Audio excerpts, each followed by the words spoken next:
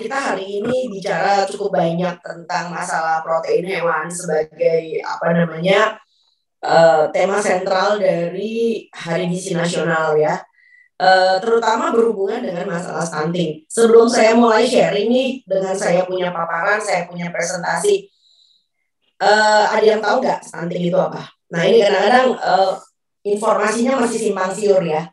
Jadi kalau kita tanya di lapangan, ada yang mengatakan stunting itu pendek, ada yang mengatakan kerdil, ada yang mengatakan gagal tumbuh, ada yang mengatakan stunting jadi bikin bodoh. Ya, jadi saya sedih banget karena Indonesia jadi begitu banyak pemahaman tentang stunting. Kalau mau dicatat boleh, stunting itu sebetulnya sederhana kok. Pemahamannya adalah demikian. Stunting adalah masalah gangguan gizi kronik. Jadi tekankan kata gizi kronik ya.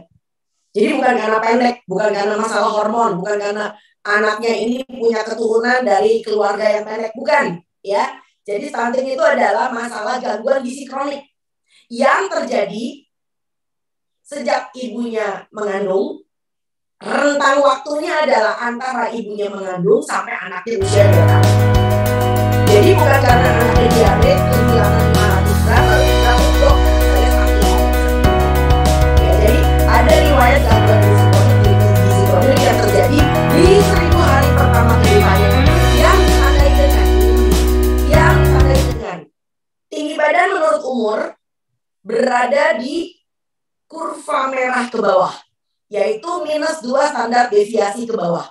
Ya, jadi bukan berat badan menurut tinggi badan, tetapi tinggi badan menurut umur. Ya, jadi kalau ada orang mengatakan anak saya kurus lah, berat badannya nggak naik lah, apakah anak saya stunting? Itu nggak ada hubungannya. Ya, jadi ini penting karena di masyarakat kita itu simpang siurnya masih luar biasa ini ya. Jadi tinggi badan menurut umur berada di kurva merah ke bawah, yaitu -2 standar deviasi. Yang imbasnya adalah, ini penting. Jadi nomor 1 ada gangguan gizi kronik. Kedua, buktinya dari mana? Dari tinggi badan menurut umur. Ketiga, nah ini dia imbasnya. Imbasnya apa? Karena otak sudah selesai dibentuk di usia 2 tahun, 80% otak sudah selesai. Maka tentu saja ini adalah suatu titik yang nggak bisa ditarik mundur. Betul ya Mas Muslim ya? Ini adalah masa di mana masih udah jadi bubur. Akhirnya apa? 80% otak anak di usia 2 tahun kalau dia stunting itu tidak sama dengan anak yang tidak stunting. Dengan kata lain, risiko kecerdasannya terganggu. Ya, Anda cuma punya tinggal 20%-nya lagi nih buat dibenahi sampai anaknya lulus balita. Ya, tetapi 20% buat dibenahi juga sulit. Karena apa? Karena stunting bukan melulu bicara tentang gizi. Yuk, aku mau sharing. Aku mau share screen. Jadi, oke, siap. Pak Muslim kira-kira sudah kelihatan belum? Sudah kelihatan. Alhamdulillah. Ya, jadi yuk kita bicara tentang 5 pintu menuju stunting nih. Sebetulnya kita buka apa enggak sih? Nah, ini yang pertama. Kita mulai mencegah stunting dari calon ibu ya. Nah, bayangin kalau ibunya anemia, ibunya KEK, lingkar lengan atasnya kecil. Ini berakibat nanti anaknya lahir dengan berat badan rendah dan juga anemia. Jadi anemia itu bukan penyakit keturunan ya. Anemia itu didapat karena ibunya hamil dalam keadaan anemia. Jadi dia mengandung bayi juga yang HB-nya kecil. Nah itu dia. Pak Muslim, yuk kita ngobrol. Kira-kira ini kan tentang ibu, gimana tentang ayah nih? Apa sih peran ayah? Ayo calon bapak-bapak ini.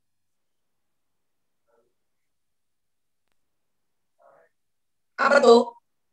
Iya, kalau ayah itu ya harus selalu memperhatikan kondisi daripada ibu hamil tersebut ya atau istrinya gitu ketika hamil. Nah, ada lagi yang lebih penting sebetulnya Pak Muslim. Iya. Calon ayah berhenti merokok. Aduh ampun deh tobat. Iya, berhenti benar, merokok. benar. Loh, apa hubungannya dok rokok sama anemia? Oke, banyak hubungannya. Karena seorang laki-laki kalau dia merokok nih, dia menghasilkan gas CO. Gas CO. Dan gas CO itu tidak berbau ya. Gas CO. Nah yang silakan gas CO ini punya ikatan dengan hemoglobin. Yang ikatannya 200 kali lipat lebih kuat daripada hemoglobin dengan oksigen. Wah ini cilaka ini. Padahal bayi bisa tumbuh, anak tidak anemia, itu kalau Hb-nya berikatan baik dengan oksigen, betul ya? Nah, kalau seandainya Hb-nya berikatan dengan gas monooksida, karbon monooksida, maka tentu anak ini akan mempunyai risiko anemia. Itu penting banget tuh. Bu dokter, tapi bapaknya itu kan merokoknya di luar, di kebun. Oke, saya mau nanya nih, oksigen dihasilkan di mana? Oksigen dihasilkan di kebun juga kan? Jadi kalau oksigen yang ada di kebun bisa masuk ke dalam kamar anaknya, kenapa gas monooksida, karbon monooksida tidak? Bisa juga. Ya, jadi sekali lagi, untuk membuat anak tidak stunting, itu bukan cuma urusan perempuan. Ya, jadi kita bekerja sama dalam hal ini. Yang kedua, ini penting nih, saat kelahiran. Sekarang kita sudah mulai bisa mencari rumah bersalin, klinik, atau rumah sakit yang sayang bayi. Sayang bayi kenapa? Karena artinya bayinya mempunyai hak. Nah, ini hak untuk bisa mendapatkan ASI yang pertama kali, yaitu inisiasi menyusu dini. Nah, pintu menuju stunting terbuka apabila IMD tidak dijalankan. Nah, emang kenapa sih pentingnya IMD?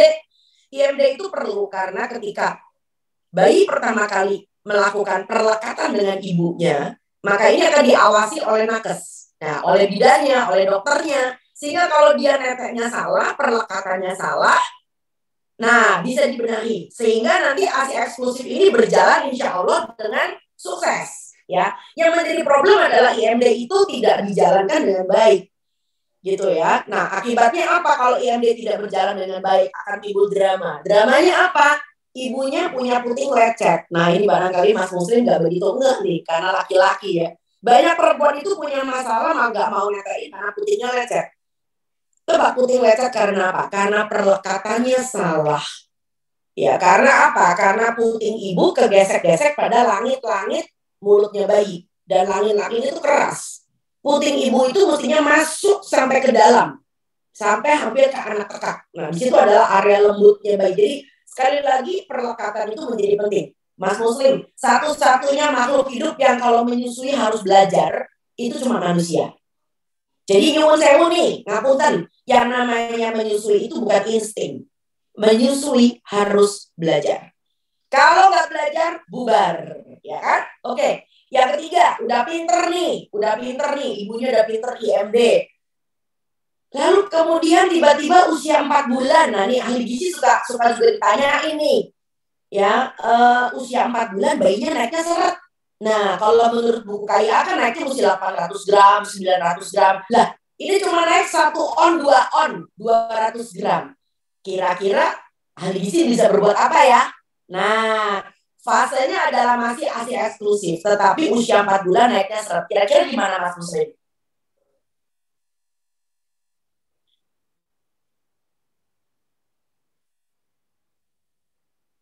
Ayo teman-teman ada yang bisa jawab nggak? Bayinya seret nih.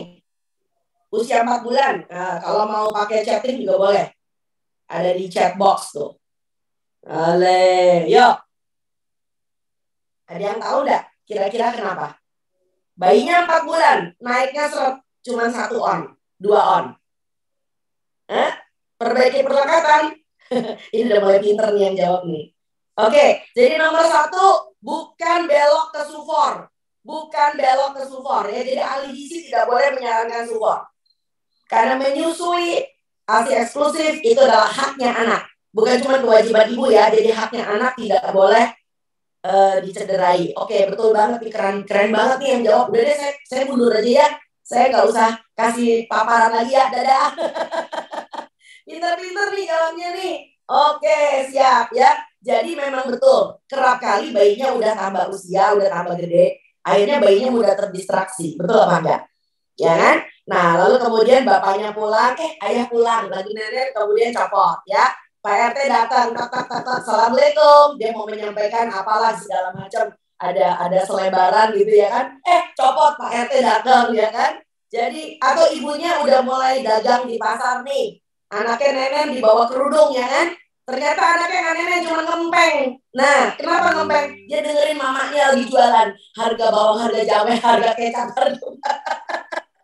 jadi anaknya terdistraksi. Karena panca inderanya sudah berkembang dengan baik. Nah, kalau kasusnya kayak gini, yang konselingnya adalah ibunya harus apa? Menyusui di tempat yang tenang. Bu dokter, tapi kalau anaknya terlalu tenang, ketiduran dia. Nggak nenen lagi. oke, kalau ketiduran gimana? Pijat payudara supaya ASINya ngalir lagi. Jadi ini bedanya puting ibu dengan botol dot. Nah, kalau dot itu lubangnya bulat ya, nggak ada sphincter. Jadi artinya setiap kali anaknya nggak nenen pun susunya bisa ngalir terus ya, karena itu botol dot itu bulat ya, bolong. Sedangkan puting payudara ibu kalau nggak dikenyot, dia nggak akan keluar ASINya. Justru kenyot itu adalah membuat anak terstimulasi oromotornya sehingga nanti dia siap untuk mengunyah kalau pada masanya makan. Ya, jadi itu hebatnya Tuhan menciptakan payudara ibu. Payudara ibu adalah suatu wahana ya, bagaimana seorang bayi boleh belajar stimulasi oromotor yang pertama. Ya, jadi sekali lagi bayinya mesti nenen lagi dengan dipijat payudara. Kabar baiknya adalah kalau Anda memijat payudara Anda selagi bayinya netek, maka ASI paling akhir sampai dengan teteknya kempes itu bisa didapatkan bayi. Karena apa? ASI paling akhir kaya dengan lemak. Nah, ini dia, kaya dengan lemak. Nah, lalu kemudian usia 4 bulan, 5 bulan nih, bayinya kelihatannya beratnya nggak naik, naiknya nggak seberapa. Lalu mertua mulai bawel, nyanya, ya kan? Aduh, udah deh anak lu gimana nih? Coba kasih aja sufor segala macam. Suruh mertuanya piknik lebih jauh. Ya, jadi seringkali ASI eksklusif itu bisa gagal. Itu kerap kali dari rasa percaya diri seorang ibu yang hancur lebur. Ya, jadi itu gunanya kenapa lain kali ini barangkali usul buat Persadi Natuna nih. Bikin event buat calon nenek dan calon mertua.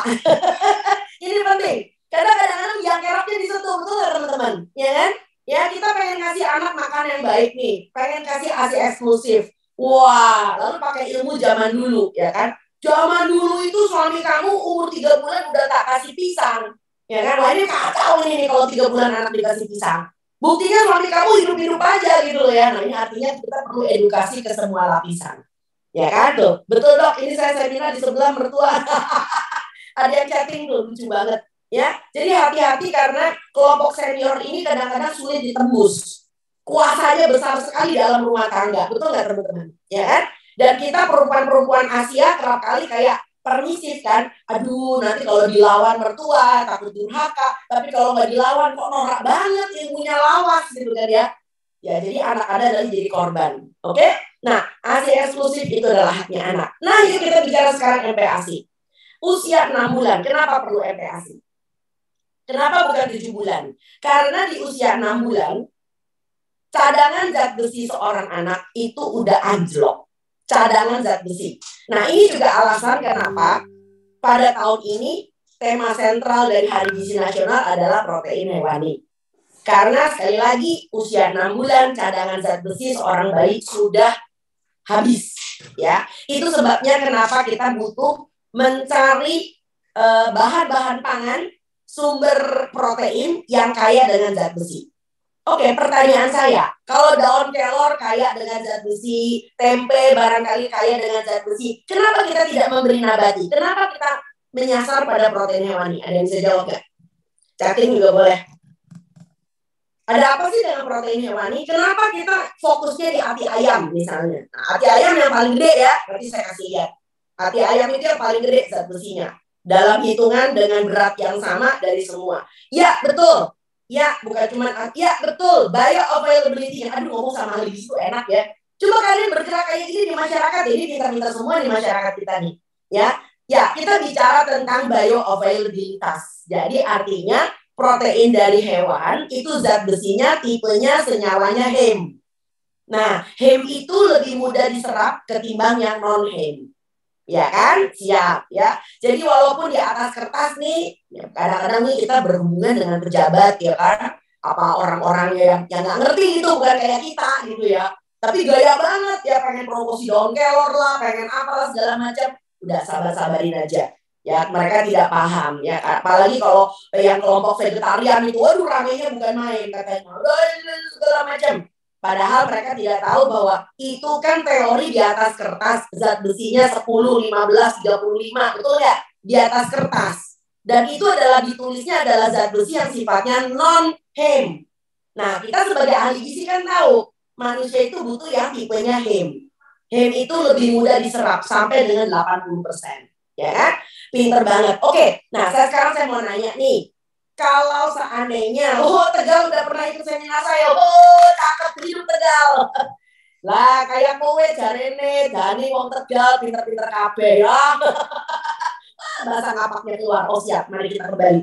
Oke, kamu dulu, aduh cakep, hidup Banjarbaru. Keren nih. Oke, sekarang saya mau terusin lagi. Tadi ngomong apa ya, operator hewan. Oke, kita bicara tentang MPASI. Yang sayangnya kiblat-kiblat ibu-ibu kita yang masih muda itu kiblatnya dari mana? Medsos.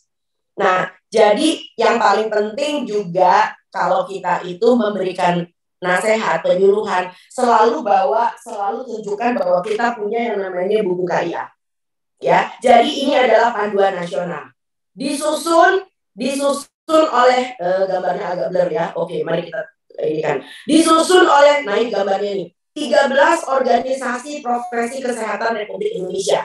Ya, jadi ini ada logo-logonya. Ya, ada 13 organisasi profesi kesehatan Republik Indonesia, bukan pendapat pribadi seorang nakes. Nah, ini menjadi problem besar di Indonesia nih, Pak Muslim ya, kerap kali apa? Nakes-nakes kita juga ahli tiktokers ya. Wah, seru banget joget-joget di tiktok ya. Tetapi kadang-kadang yang masuk itu adalah nasihat pribadi atau pengalaman pribadi. Nah, yang menjadi problem adalah orang kita itu nggak bisa memisahkan mana ranah privat dan mana ranah publik. Betul atau tidak? Ya, jadi sehingga ada nasihat-nasihat yang barangkali untuk anak yang usia 4 bulan dari spesialis anak, tapi itu kan spesifik buat anaknya dia, betul nggak?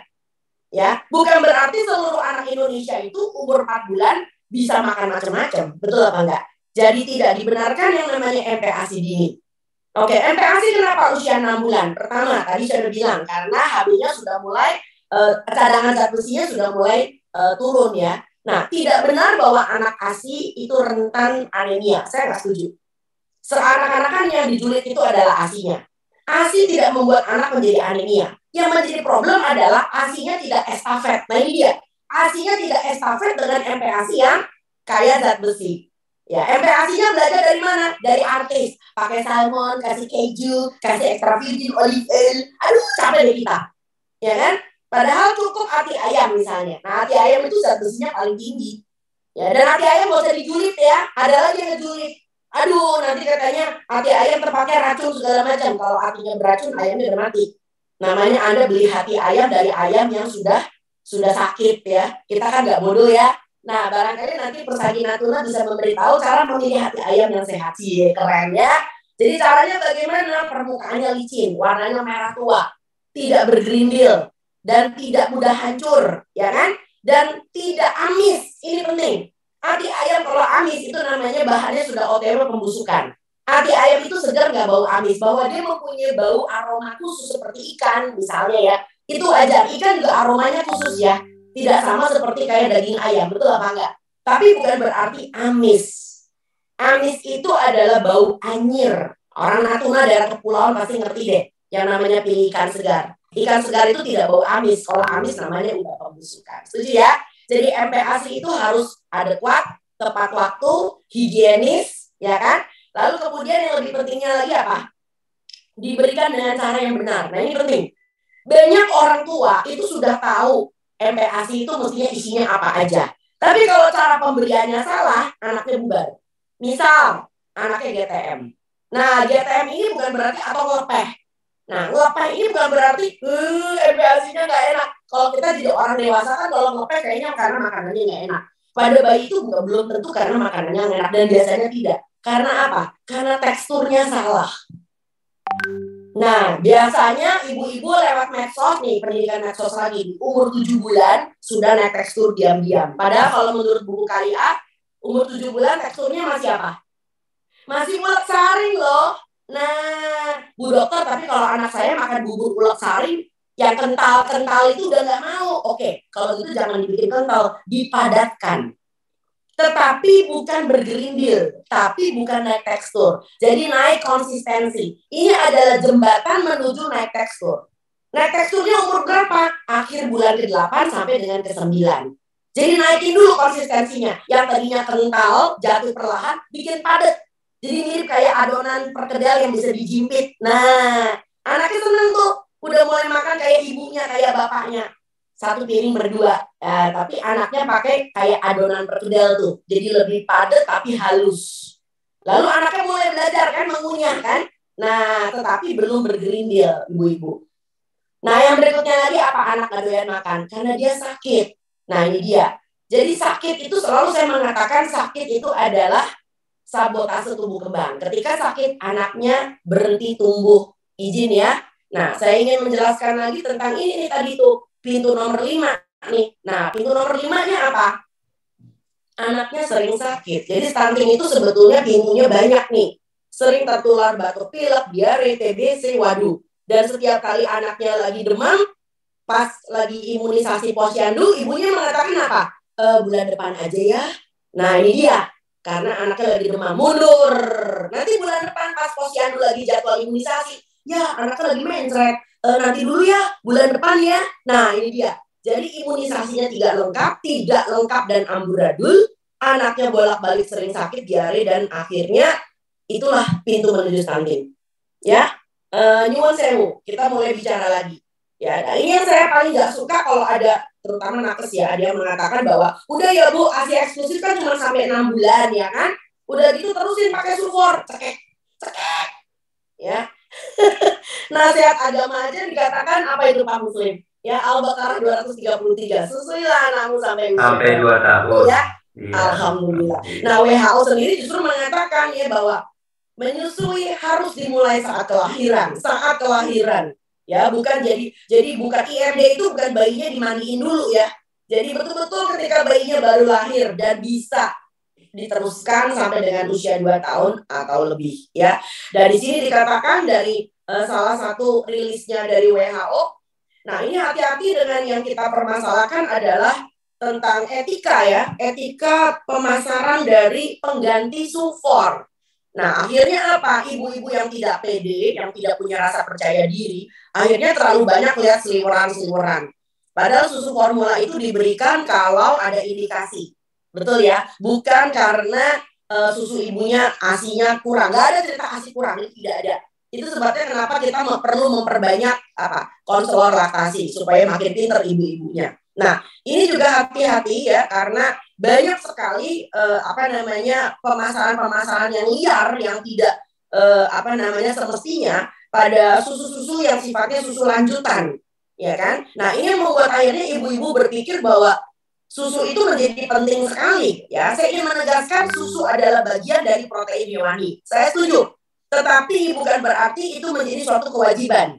Ya, karena apa? Karena kita tahu bahwa orang Asia 80 sampai 100%, ya terutama orang Asia Tenggara, Indonesia, orang Melayu itu intoleransi laktosa ya, Pak Muslim ya. Sama kayak saya. Ya, jadi seringkali anak-anak yang diberikan formula ujung-ujungnya apa? Mencret. Nah, karena mencret lalu kemudian tidak cocok, akhirnya dokternya mencari-cari lagi formula yang pastinya lebih mahal. Nah, itu juga alasan kenapa bangsa ini jadi kelihatannya kok sedih banget ya. Ibunya punya ASI bagus, cuman tinggal masalah perlekatan yang salah, manajemen laktasi yang salah, akhirnya anaknya dianjurkan untuk sulfor. Dan ujung-ujungnya nanti ada bapak yang terlibat dalam tindak kriminal hanya karena mencari uang supaya bisa beli sulfor yang mahal ya. Jadi ini nggak boleh banget ya. Nah, di sini juga dikatakan di dalam dokumen yang sama bahwa pemberian makanan yang optimal itu harus dianjurkan, harus dipromosikan. Ya, penekanannya pada makanan-makanan yang tersedia secara lokal, ya, yang dimasak di rumah, ya kan, yang kaya dengan gizinya, kaya dengan nutrisi, ya, dan diberikan dengan cara yang benar, ya. Nah, ini saya ingin menambahkan bahwa Anda tahu nggak, kita tuh punya undang-undang nomor 36 2009 yang mengatakan bahwa barang siapa yang menghalangi program ASI eksklusif bisa didenda sampai 100 juta rupiah loh, ya, dan dipenjara paling lama 1 tahun. Jadi dalam hal ini senang banget negara itu sebetulnya hadir. Begitu pula di dalam peraturan pemerintah nomor 33 2012, baca tuh, setiap nakes dilarang memberikan sulfor yang menghambat pemberian ASI kecuali tentu ada indikasi ya.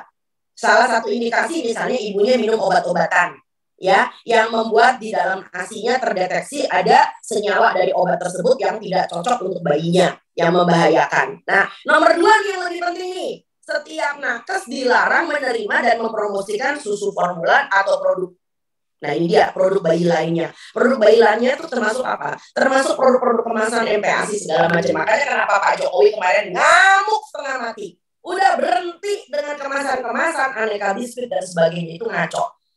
Sebaliknya tenaga kesehatan diwajibkan. Jadi bukan sekedar disarankan ya, bukan direkomendasikan, tapi diwajibkan tuh baca tuh. Ini ada undang-undangnya ya, Permenkesnya ya. Melakukan IMD, menempatkan bayi dan ibu dalam satu ruangan, memberikan informasi dan edukasi ASI eksklusif yang tepat, ya kan? Kecuali dengan indikasi medis, maka tidak memberikan sufor, memberikan peragaan. Jadi ini sekali lagi kita membutuhkan yang disebut dengan apa ya, kurikulum barangkali ya, Mas Muslim ya, kurikulum tentang konseling laktasi ya pada calon-calon nakes, ya kan? Nah ini juga aturannya ada nih, Mas Muslim. Jadi ini siapa nih? Coba kabar Persagi Natuna gandeng polisi kali ya. Setiap produsen dan distributor sulfur dilarang, ini dia nih, nyebelin banget nih, memberikan contoh produk tuh, sampel, ya kan? Nah, menawarkan menjual langsung ke rumah-rumah. Nah, bahkan ibu-ibu kita semua dicatetin nomor teleponnya, diteror. Ibu selamat ya, bayinya udah lahir. ASINya nggak cukup ya Bu. Kita punya ini beli bukan main. Ya, apalagi kalau dibilang ada promosi dan sebagainya tuh. Jadi kita sebetulnya punya aturan Bapak Ibu. Kita punya aturan ya. Tetapi aturan ini sanksinya tidak dijalankan. Ya kan? Jadi sekali lagi Indonesia memang sulitnya bukan main, dan kita punya aturan juga tentang sanksi administratif bahkan dari teguran lisan, tertulis dan sebagainya. Ya, nah sekali lagi saya juga ingin menjelaskan tentang kode. Apa sih kode? Ini bukan kode-kodean ya. Kode atau code adalah aturan main nih yang bertujuan untuk menunjang pemberian makanan bayi yang aman dan bergizi, terutama juga dari pemasaran minuman dan makanan bayi yang agresif ya. Ya, jadi kode tidak melarang pemasaran makanan bayi, tapi membatasi cara promosi yang sesat. Misalnya nih, minum susu formula tertentu, anaknya jadi pinter, ya kan? Nah itu kan nggak bener tuh, ya. Membeli MPASI tertentu kemasan, ya kan? Membuat anaknya jadi cerdas, misalnya itu nggak benar. Nah kode ini meliputi etika pemasarannya nih, tentang susu formula, bayi, susu lanjutan, bahkan untuk botol susu dan dot. Itu sebabnya kenapa ibu-ibu yang memberikan ASI perah dianjurkan tidak memberikan dot. Kenapa? Karena anaknya bisa bingung puting. Dan kalau bingung puting, nah udah bubar jalan. Anaknya tidak mau netek lagi sama ibunya. Ya, dan ini adalah pintu gerbang pertama ASI jadi seret. Pintu gerbang kedua, ibunya tergelincir ke dalam sulfur. Nah ini dia nih. Bu dokter, tapi kalau kita ngadain acara ya, kita nggak bagi-bagi sulfur Bu dokter ya. Tetapi promosinya ini didukung sama susu ibu hamil. Entar dulu, tuh lihat tuh, semua itu bungkusnya kelirnya aja sama ya. Jadi ini yang kita sebut dengan Anda mempromosikan satu produk yang bisa mengangkat produk yang lain. Nah ini yang kita perlu hati-hati, yang disebut sebagai promosi silang. Ya apalagi kemudian alamat dan nomor HP ibunya dicatat sama salesnya. Wah ini nggak benar sama sekali. Ya. Nah bagaimana sih dengan susu ibu hamil? Nah ini menarik ya. Ternyata dari Mesir, Jepang, sampai Swiss diketawain tuh. Jadi ada ibu-ibu yang barangkali hamil di sana nanya sama objinnya, ya dokter betul nggak sih saya pakai susu apa ya? Saya kan lagi hamil. Ya udah makan aja gizi seimbang, ngapain pakai susu-susuannya kan?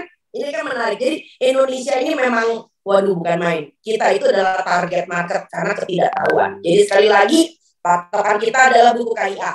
Ya, itu Anda lihat tuh ada 13 logo tuh dari ID sampai dengan IAKMI, Ikatan Ahli Kesehatan Masyarakat Indonesia, sampai IBI, Ikatan Bidan Indonesia, dan sampai dengan Persagi juga ada di situ. Keren banget tuh Persagi, logonya biru ya. Jadi kita tuh mendukung atau kita jangan merekomendasi, bahkan ketika revisi itu dimintai pendapat. Jadi di sini dikatakan bahwa kalau Anda pengen tahu ya MPASI anak itu tertakar atau tidak, oh iya tertakar walaupun kita bikin sendiri. Tertakar, terukur, ya kan, higienis, semua ada panduannya. Nah, bahkan di dalam rilisnya Ikatan Dokter Anak Indonesia dikatakan strategi pemberian MPASI betul-betul banget di usia sekitar 6 bulan.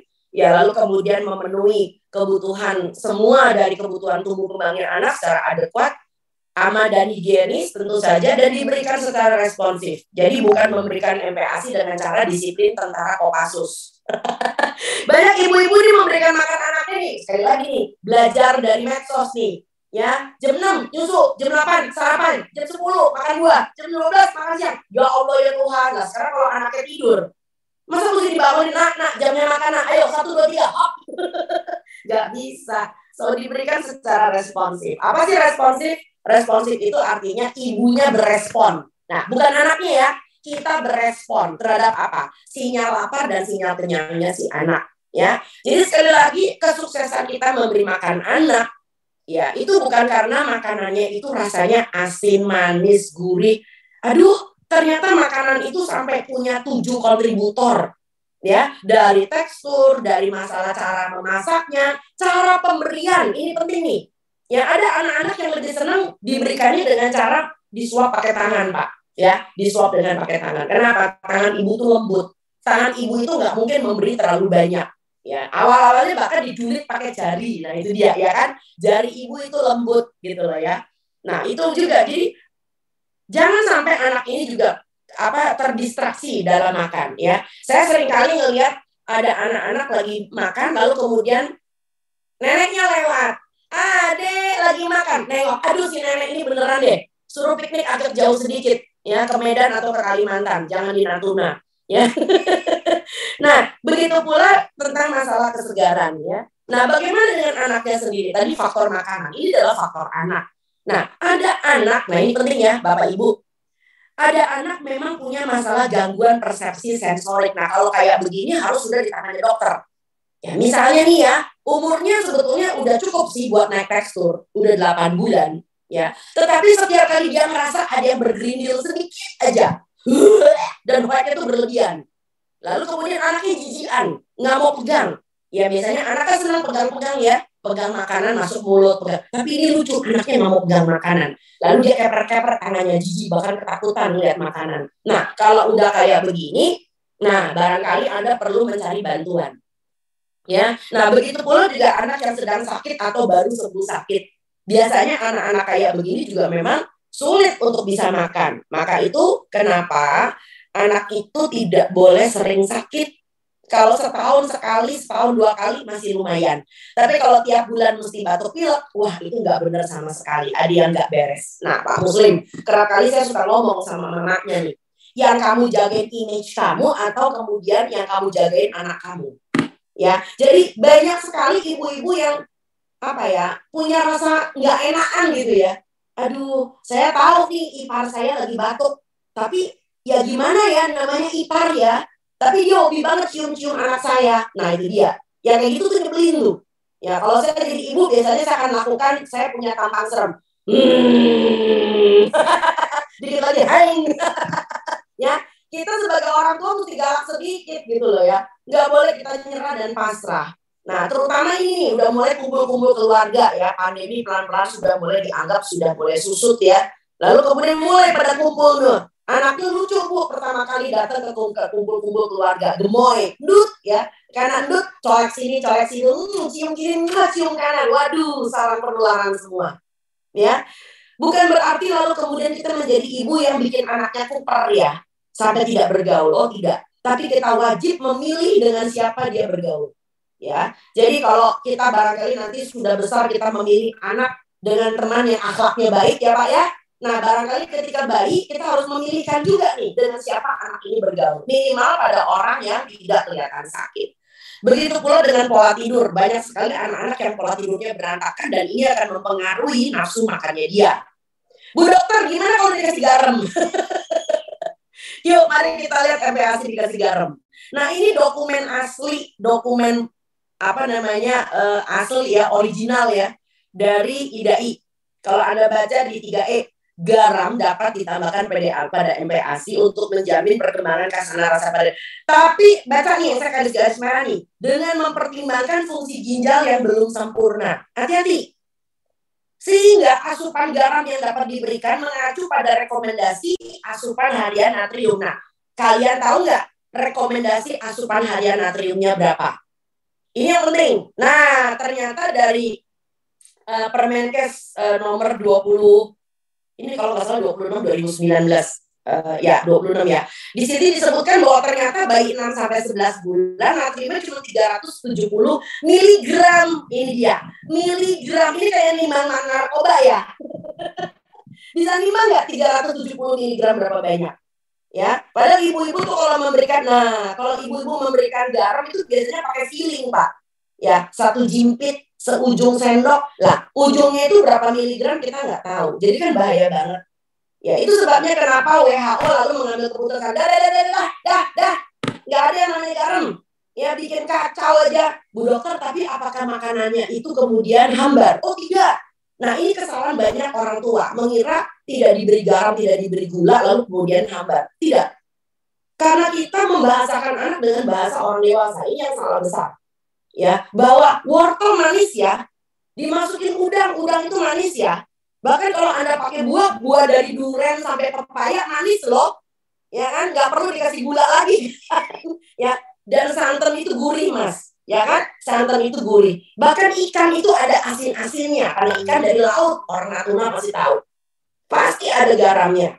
Ya. Nah, ini juga salah satu jurnal yang mengatakan justru kalau kita kebablasan memberikan garam yang tidak jelas, maka Anda sedang menabung penyakit.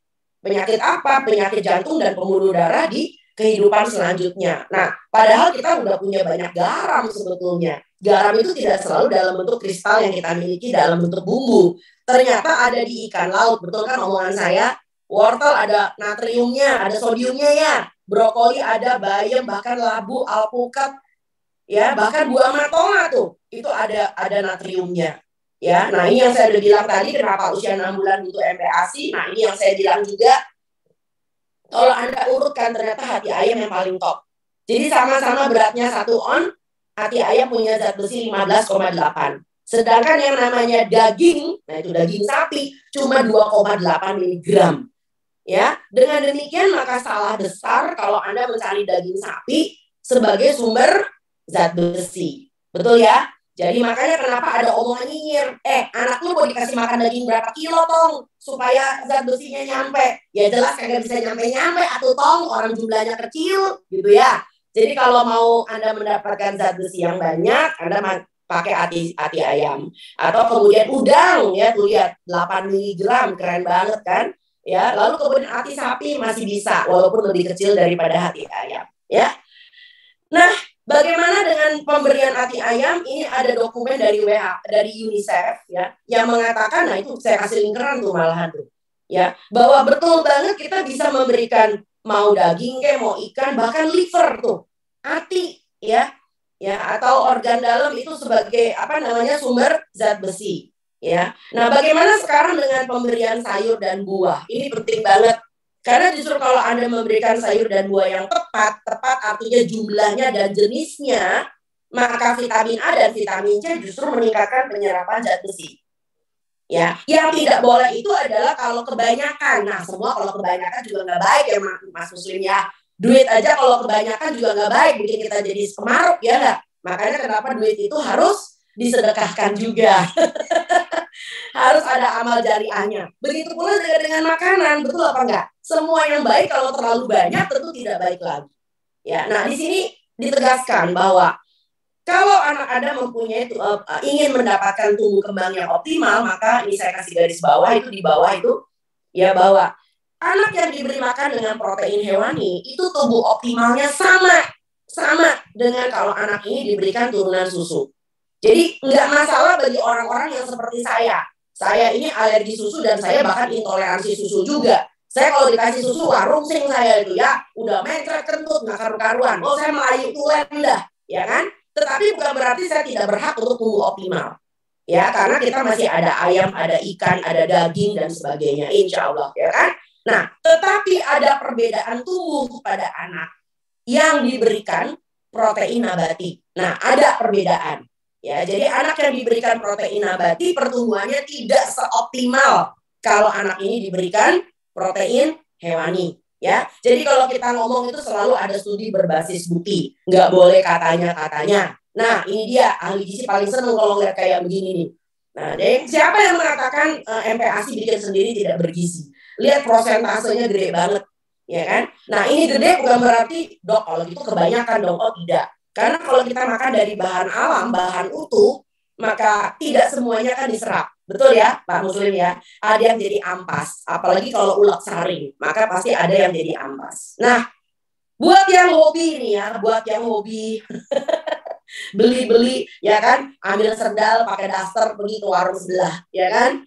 Nah sebetulnya kalau pergi ke warung sebelah sih nggak apa-apa ya. Nah tetapi yang menjadi problem adalah jadi kebiasaan dikit-dikit MPASI-nya komersial ya. Nah ternyata kalau di Amerika Serikat itu BPOM-nya itu giras ya, dia tuh hobi banget apa bikin sidak ya, bikin apa itu namanya survei mendadak ya. Dan ternyata ini gile juga nih, 95% dari makanan-makanan bayi kemasan yang dites ternyata mengandung logam berat. Ya, jadi ini ngeri ya, karena ya itu proses produksi gitu loh ya. Jadi akhirnya bayi-bayi di sana itu ibu-ibunya udah parno, akhirnya balik lagi kayak orang kita tuh dikasih ketimun, dikasih bengkoang buat stimulasi orang motor, ya. Nah, ini yang diributkan oleh Pak Presiden, ya. Ultra proses apaan sih? Nah, ultra proses itu adalah suatu produk yang pasti buatan industri, ya. Jadi bukan buatan rumahan, buatan industri. Kecuali kalau buatan rumahan tetapi bahan bakunya industri ya. Sepertinya ibunya bikin nugget yang asli cuma ayamnya doang ya kan. Tapi lalu kemudian pakai saus tiram lah, kasih kecap lah, dikasih lah, itu ultra proses campur namanya ya. Ini adalah produk dari industri yang berisiko, dengerin baik-baik, berisiko menggantikan pangan utuh. Ya, seperti misalnya nih, anak kamu lebih senang makan mie, lebih senang makan biskuit dan roti, sehingga anakmu tidak lagi makan nasi uduk, nggak lagi makan ubi, nggak lagi makan jagung. Nah itu berisiko namanya. Ya, padahal kita Indonesia ini kaya dengan pangan utuh. Nah, emang ada apa sih dengan produk-produk kayak beginian? Karena yang pasti dia mempunyai penambahan atau food additive, minimal gula, garam, lemak, penguat rasa, dan dibikin supaya disukai oleh lidah. Makanya kenapa nih anak-anak kamu udah lepeh. Sementara kalau dikasih biskuit bayi, anteng. Tebak kenapa? Karena biskuit bayi lumer di lidah. Logikanya, ada nggak makanan di alam yang ditaruh di lidah bisa lumer? Nggak ada. Nah, jadi membuat bayi jadi malas mengunyah. Betul ya Mas ya? Ya, padahal bayi itu mesti belajar mengunyah.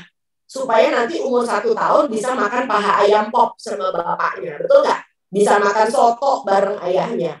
Tapi kalau bayi-bayi Anda jadi malas mengunyah, ini urusannya jadi panjang. Belum lagi ditambahkan dengan banyaknya gula dan garam yang tidak bertanggung jawab. Nah, ini yang menjadi problem besar di Indonesia. Jangan sampai anak-anak kita yang kelihatannya kurus, anak kurus bertambah ya. Menurut survei status gizi ya Mas ya, ternyata ya, anak kurus Indonesia bertambah. Tetapi gara-gara kita kebablasan dengan produk ultra proses, maka suatu hari kita akan menuai badai. Menuai badainya apa? Justru anak yang kayak gitu jadi obesitas. Wah, kapan Indonesia normalnya dong ya kan? Kalau nggak ke kiri, kita adanya di kanan. Ya, dan risiko anak-anak obes tentu saja ini adalah merupakan bagian dari gangguan gizi yang di kemudian hari bisa mencetuskan penyakit mirip orang dewasa, dari diabetes, hipertensi, sindroman metabolik ya. Dan yang repot Bapak Ibu, ini adalah produk-produk yang menjadi kesukaan mama-mama yang sok praktis nih. Karena apa? Dianggap praktis, mudah didapat, memang dirancang untuk menciptakan kecanduan. Ini yang saya nggak suka. Nggak ada orang kecanduan terong ya Pak Muslim. Karena Allah menciptakan terong sebagai kebutuhan, nggak pernah jadi kecanduan. Ya, nah yang repot adalah menyokong pertumbuhan ekonomi dan industri katanya, gitu loh ya, sehingga menyasar masyarakat menengah ke bawah. Nah ini jadi penelitiannya itu sudah banyak di luar negeri. Saya nggak tahu kenapa Indonesia penelitiannya amat sangat susah ditemui, ya karena ya itu dia penelitian butuh duit banyak ya. Sedangkan yang punya duit banyak cukupnya adalah pengusaha makanan ultra proses. Pusing juga kita. Makanya yang membuat kritisisasi kepada mereka itu sangat jarang di negeri kita. Ya, nah ini juga kita punya apa namanya penelitian yang bagus banget dari Inggris ya. Dan ini bicara tentang systematic review dari meta analisis dari 43 studi, bayangin kerennya bukan main. Dan ini adalah dari Brazil ya, di mana ada 545 anak yang mengkonsumsi, 73%-nya mengkonsumsi sejenis produk ultra proses ya, dan anak-anak ini ternyata akhirnya tidak sehat ya pada bayi di bawah 24 bulan ya. Dan ternyata ini juga penelitian dari Inggris yang menyebutkan bahwa kalau anak cuma sekedar dikasih makanan yang asal dia doyan, yang penting asal lu makan deh gitu ya, daripada emaknya ribet ya kan, ujung-ujungnya dia akan membentuk pola makan, membentuk pilihan makan yang tidak sehat pada usia yang lebih besar. Jadi anak-anak yang dibiasakan makan dengan makanan yang rasanya enak saja, padahal badannya nggak butuh nih, ya, akhirnya 10 tahun lagi akan menjadi anak obes dan membenahi orang tua dengan segala permasalahannya. Jadi, dok, MPASI anak saya salah nggak?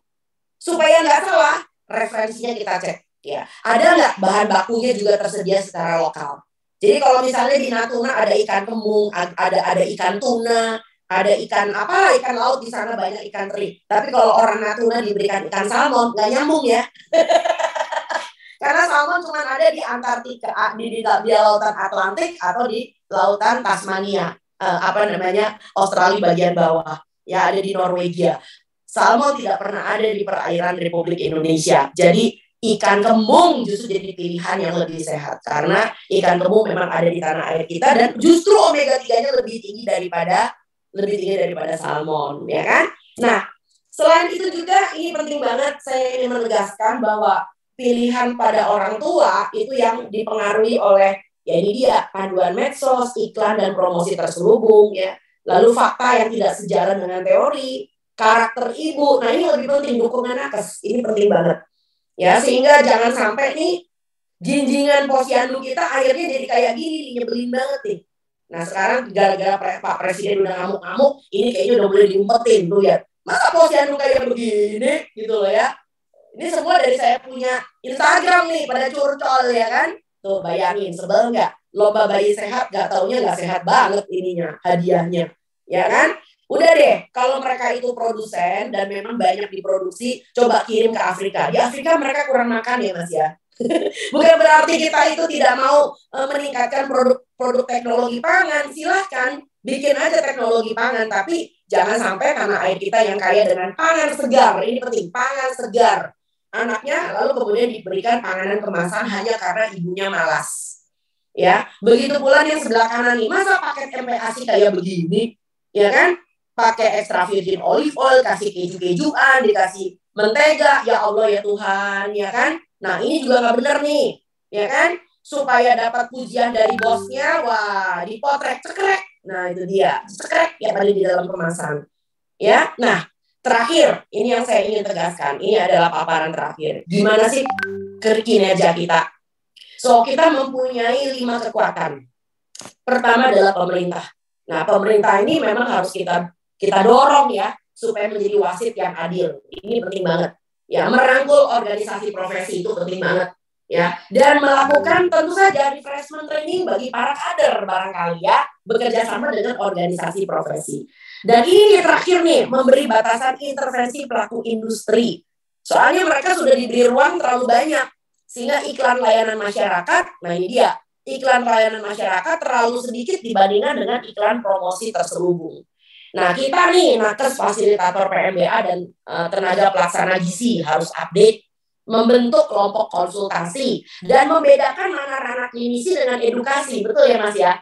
Nah, barangkali ada anak-anak yang memang di usia 5 bulan, diwajibkan sama DSA-nya untuk dokter spesialis anak untuk mendapatkan misalnya MPASI dini. Lah, tapi kan buat anak itu, bukan berarti seluruh anak Indonesia seperti itu ya.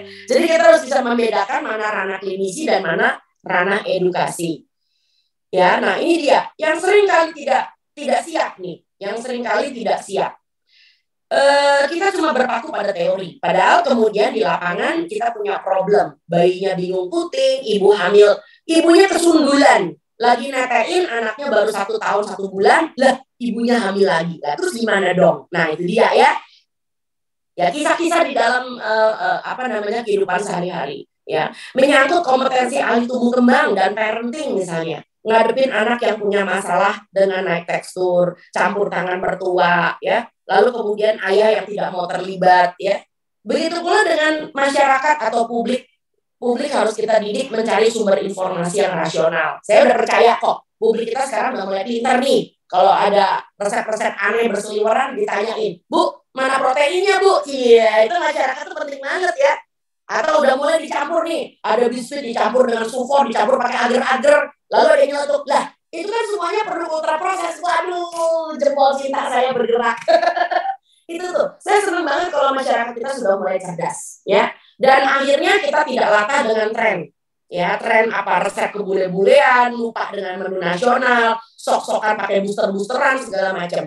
Dan menjadi orang paripurna, kita mengharapkan dari keterampilan, keuletan, dan ketelatenan, ketimbang menjadi generasi gaspol. Jadi, insya Allah yang kita hadapi adalah anak sehat.